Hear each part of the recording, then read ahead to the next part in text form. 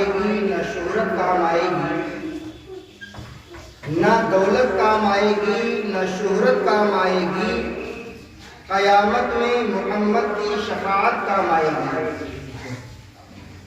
نہ دولت کام آئے گی، نہ شہرت کام آئے گی، قیامت میں محمد کی شفاعت کام آئے گی۔ سجا لو اپنے چہرے پہ یہ آقا کی سنت، سجا لو اپنے چہرے پہ یہ آقا کی سنت، اندھیری قبر میں یہ سنت کام آئے گی، اندھیری قبر میں یہ سنت کام آئے گی۔ اور مدینے کا رتبہ جہاں میں سوا ہے، مدینے کا رتبہ جہاں میں سوا ہے، مدینہ دیار حبیب خدا ہے، مدینہ میرے آرزو کی جنت، مدینہ میرے شوق کی انتہا ہے۔ اور خالق مجھے مخلوق کا سلطان نہ بناتا، اعجاز خودی بخش کی ذیشان نہ بناتا، جس خاک نے بوسے لیے ہیں نالین نبی کے، وہ خاک بناتا مجھے انسان نہ بناتا۔ اور عالم کی نگاہوں کا مکی کیوں نہ بنایا، ہم مرتبہ عرش بری کیوں نہ بنایا، کونین کی عظمت کو لیے رہتا ہوں سر پر، مالک مجھے طیبہ کی زمین کیوں نہ بنایا۔ اللہ تبارک و تعالیٰ نے قرآن کریم و فرقان حمید میں ارشاد فرمایا، الذی خلق الموت والحیات لیبلوکم ایکم احسن عملا۔ اللہ اپنے بندوں کو یہ بتانا چاہتا ہے کہ موت اور حیات کیا ہے۔ اللہ نے تمہیں موت جیسے مرحلے سے گزرنے کے لیے دنیا میں کیوں بھیجا ہے، موت کیا ہے اور زندگی کیا ہے۔ یہ دنیا یہ دارالعمل ہے، یہ ہم دنیا میں اللہ نے ہمیں امتحان کے لیے بھیجا ہے تاکہ تم اچھے عمل کر سکو۔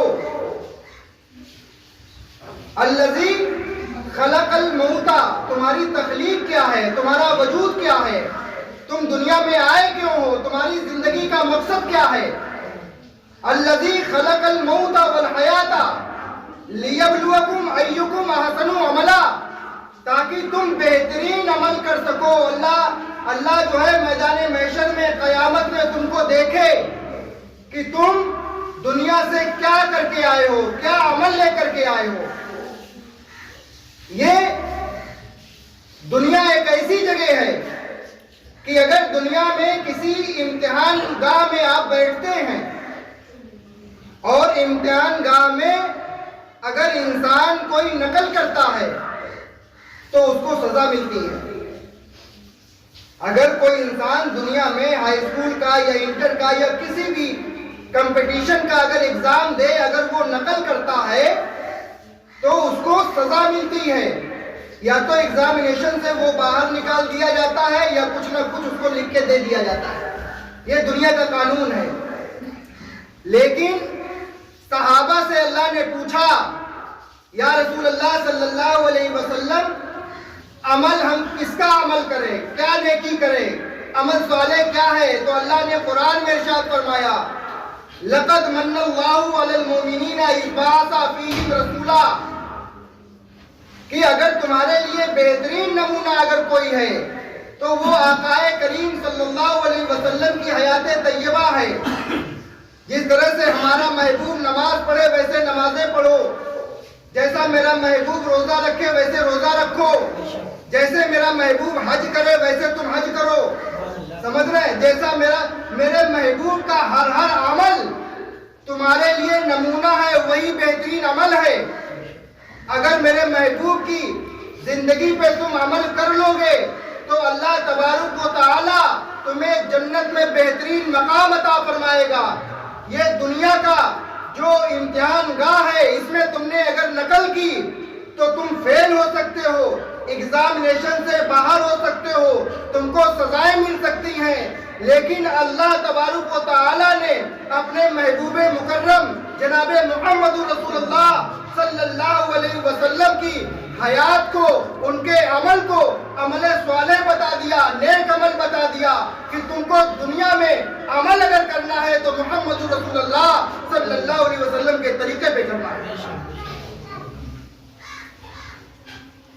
ہمیں بتا دیا اللہ نے کہ تم اپنی امتحان گاہ میں کامیاب ہو سکتے ہو، لیکن اس امتحان گاہ میں پہنچنے کے لیے پہلے نبی اکرم صلی اللہ علیہ وسلم کی سنتوں پہ عمل کر لو۔ ہم اپنی زندگی کا بہت بڑا وقت، بہت سارا وقت فالتو لغویات میں گزار دیتے ہیں۔ رسول اکرم صلی اللہ علیہ وسلم کے پاس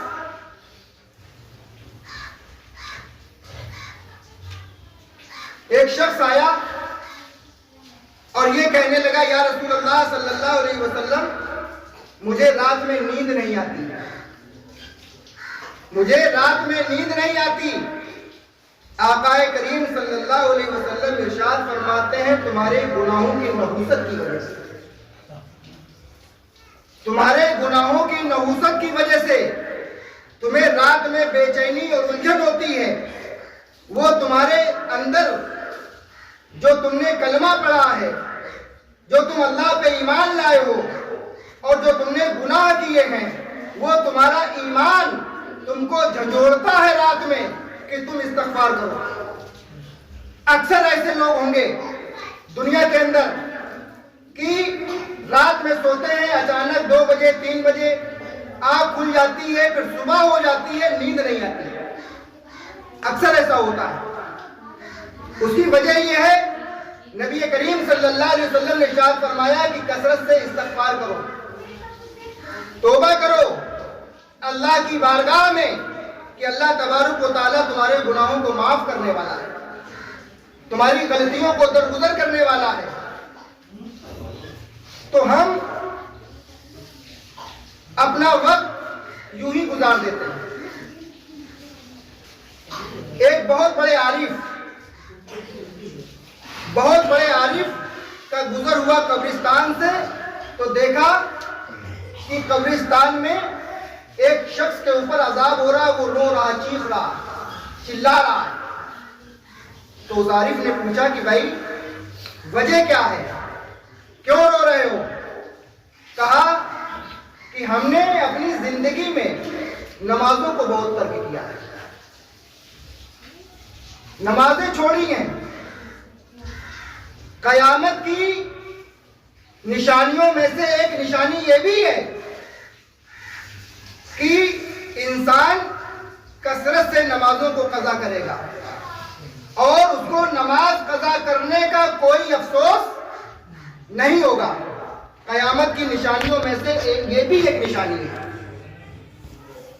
مؤذن اللہ کے گھر سے منادی دیتا ہے، اعلان کرتا ہے، حیا علی الفلاح، آؤ کامیابی کی طرف، حیا علی الصلاح، آؤ نماز کی طرف۔ لیکن ہم کامیابی کہاں تلاش کر رہے ہیں؟ اپنے کاروبار میں۔ کامیابی کہاں تلاش کر رہے ہیں؟ اپنے فرینڈ سرکل میں، کہ فلاں دوست سے فلاں اگر مدد مل جائے گی تو ہمارا کام بن جائے گا۔ تو کامیابی تو اللہ نے نماز میں، دین میں، اسلام میں رکھی ہے، اور کامیابی ہم تلاش کر رہے ہیں دنیا میں۔ زندگی کا 1/3 حصہ انسان سونے میں گزار دیتا ہے، 1/3 حصہ انسان اسٹیبلشڈ ہونے میں گزار دیتا ہے، 1 حصہ وہ بڑھاپے میں گزار دیتا ہے۔ یاد یہ کرو، الذی خلق الموت والحیات لیبلوکم ایکم احسن عملا، کہ تم کو عمل خیر کرنے کے لیے، صالح عمل کے لیے دنیا میں تمہیں بھیجا گیا ہے، اور تم کر کیا رہے ہو؟ ہمارا عمل جو اللہ کی خوشنودی اللہ کی رضا کے لیے ہونا چاہیے وہ ہمارے دوستوں احباب رشتہ داروں کے لیے ہوتا ہے،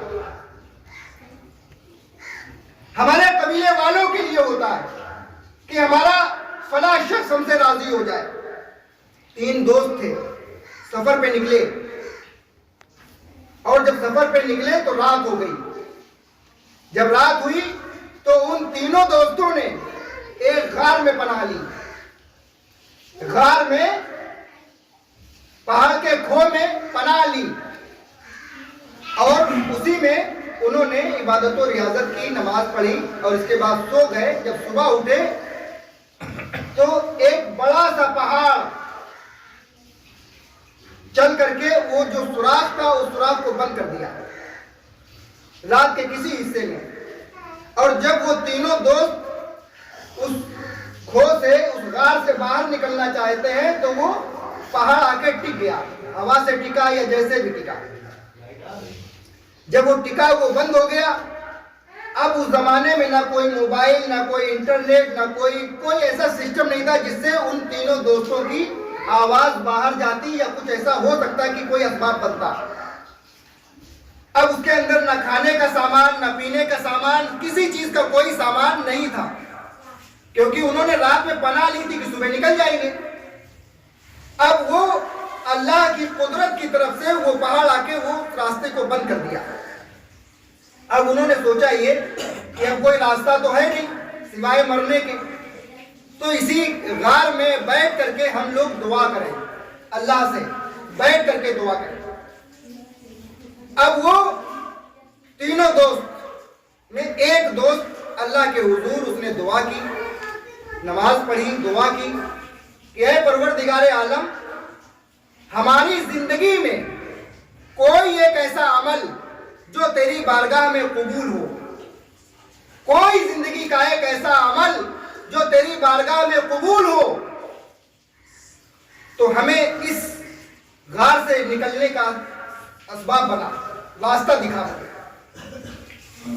اس نے کہا ہے باری الہ، اس نے ایک اپنے عمل کی وسیلہ بنایا، عمل کا وسیلہ بنایا، نماز کا وسیلہ بناؤ، قرآن کا وسیلہ بناؤ، سمجھ رہے ہیں، اپنے والدین کا وسیلہ بناؤ، مدار پاک کا وسیلہ بناؤ، کسی بھی نیک عمل کا وسیلہ بنایا جا سکتا ہے۔ تو اس نے کہا کہ میں جنگل میں جاتا، لکڑی کاٹتا، اور لکڑی کاٹنے کے بعد میں اپنے گھر آتا واپس اور بکریوں کا دودھ نکالتا، اور دودھ نکالنے کے بعد اپنے والدین کی بارگاہ میں پیش کرتا، اور جب تک وہ شکم شیر ہو کے پی نہیں لیتے جب تک میں ان کے پاس سے نہیں ہٹتا۔ البتہ ایک دن ایسا ہوا کہ میں نے جنگل میں لکڑی کاٹی، اور لکڑی کاٹنے کے بعد میں واپس آیا، اور جب واپس آیا تو ہمارے والدین دیر ہو گئی تھی تو سو گئے، تو میں نے بکریوں کا دودھ نکالا، اور دودھ نکالنے کے بعد اپنے والدین کے پاس گیا، اور میں ساری رات اپنے والدین کے پاس کھڑا رہا، دودھ کا کٹورا لے کر کے پوری رات میں کھڑا رہا، خالص اور خالص اے پروردگار عالم، میں نے تیری رضا کے لیے یہ کیا کہ تیرا حکم یہ ہے کہ اپنے والدین کے ساتھ حسن سلوک کرو، تو میں نے تیری رضا کے لیے اپنے والدین کی یہ خدمت کرتا تھا، اور ساری رات میں کھڑا رہا۔ اگر وہ میرا عمل اچھا ہے تو اس عمل کے وسیلے سے تو اس پہاڑ کو ہٹا دے۔ تاریخ میں لکھا ہے کہ وہ پہاڑ دعا کرتے ہی تھوڑا سا کھسک گیا۔ یہ عمل کا جو وسیلہ بنایا وہ پہاڑ تھوڑا سا ہٹ گیا، لیکن وہ انسان تینوں دوست اس سے نکل نہیں سکتے تھے، لیکن تھوڑا سا ذریعہ بنا۔ پھر دوسرے دوست نے نماز پڑھی، اللہ کے حضور دعا کی کہ اے بار الہ، ہماری ایک کزن لڑکی تھی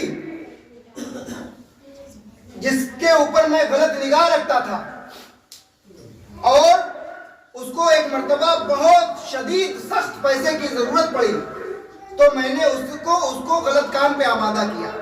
پہلے وہ تیار نہیں ہوئی، لیکن پیسے کی ضرورت زیادہ ہونے کی وجہ سے وہ تیار ہوئی، اور اس کے بعد جب میرے پاس آئی تو عنقریب تھا کہ ہم سے غلط ہو جاتا، تو اس لڑکی نے یہ کہا کہ خدا سے ڈر، خدا سے ڈر، خدا تجھے دیکھ رہا ہے، خدا کے لیے یہ کام مت کر، اللہ سے ڈر۔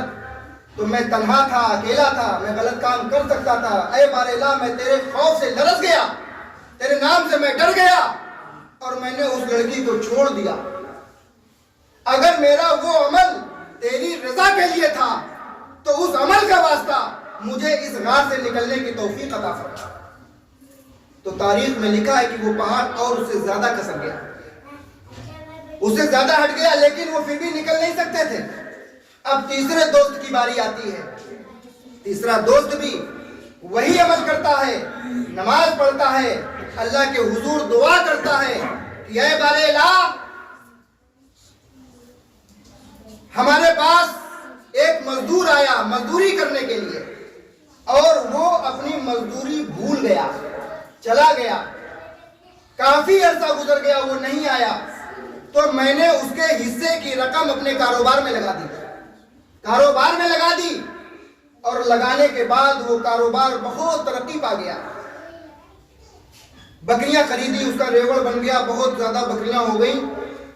अब काफी दिनों के बाद जब वो आया मेरे पास तो मुझसे कहा, कहने लगा कि हम अपनी मजदूरी तुम्हारे पास भूल गए थे, अगर तुमको याद हो तो वो हमारी मजदूरी मुझे दे दो। उसने कहा, बेशक, मैंने अमानत में खयानत नहीं की है, वो तुम्हारी अमानत मैंने कारोबार में लगाई, बकरियां खरीदी, बहुत बड़ा रेवड़ बन गया, लिहाजा ये सारी बकरियां तुम ले जाओ, क्योंकि वो तुम्हारा जो कारोबार का, जो तुम्हारी मजदूरी का पैसा था वो मैंने इस कारोबार में लगा दिया। पूरी बकरियों का रेवड़ दे दिया और ये कहा, ये अमल के तुफैल अल्लाह से दुआ की है, अल्लाह अगर मैंने अमानत में खयानत न की हो और ये काम मैंने तेरी रजा के लिए किया हो तो परवरदिगारे आलम, इस अमल का वास्ता, इस अमल का वसीला मैं तेरी बारगाह में पेश करता हूँ, हमें, हम तीनों दोस्तों को इस गार से निकलने की तौफीक अता फरमा। तीनों के अमल, तीनों दोस्तों के अमल ये अल्लाह की बारगाह में ऐसे कबूल हुए कि वो पहाड़ अपनी जगह से हट गया और तीनों दोस्त महफूज तरीके से अपने घर पहुंच गए। अल्लाह ने कुरान में ऐसे ही थोड़ी फरमाया, ये मौत और जिंदगी तुम्हारे लिए जो दुनिया में आजमाइश है, तुम्हारे पास भूखे लोग आएंगे, प्यासे लोग आएंगे, बरहरा लोग आएंगे, शैतान तुमको तरह तरह की आजमाइशों में डालेगा, लेकिन तुम्हारे सामने एक बहुत बड़ा नमूना आकाए करीम सल्लल्लाहु अलैहि वसल्लम की ज़ाते मुक़द्दसा है कि अगर तुम मोमिन हो, तुमने कलमा पढ़ा है, तुम नबी को जानते हो, नबी को पहचानते हो, कुरान को पढ़ते हो, इस्लाम के मानने वाले हो, तो तुम अपनी जिंदगी में अमल स्वाले करो। नेक अमल तुम्हें दुनिया में भी कामयाब करेगी और कब्र में भी कामयाब करेगी और मैदान महशर में भी तुम सुरखरू होगे, कामयाब हो जाओगे। एक फिरौन के जमाने में नकलची था। अल्लाह ताला जब किसी को बख्शने पे आता है तो देखो कैसे बख्शता है। एक नकलची था, वो हर एक की नकल उतारता था, हर एक की नकल उतार लेता था। तो फिरौन ने कहा कि तुम मूसा अलैहिस्सलाम की नकल करके दिखाओ। फिरौन ने कहा कि तुम जो है मूसा अलैहिस्सलाम की नकल करके दिखाओ। तो उस नकलची ने कहा कि मुझे वक्त चाहिए। मूसा अलैहिस्सलाम की तरह बाल बड़े किए, फिर अमामे का पूरा सब सिस्टम बनाया, पूरा लिबास, सब कुछ मूसा अलैहिस्सलाम का जैसा पूरा हुलिया, इसके बाद असा भी मूसा के जैसा।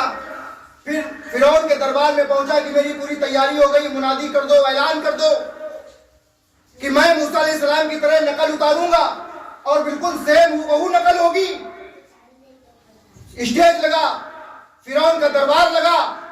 इसके बाद वो नकलची खड़ा होता है, मूसा अलैहिस्सलाम की तरह नकल करता है, एक्टिंग करता है। तो अल्लाह तबारक व तआला जिब्रील से फरमाता है, ऐ जिब्रील देखो नीचे क्या हो रहा है, ऐ जिब्रील देखो नीचे क्या हो रहा।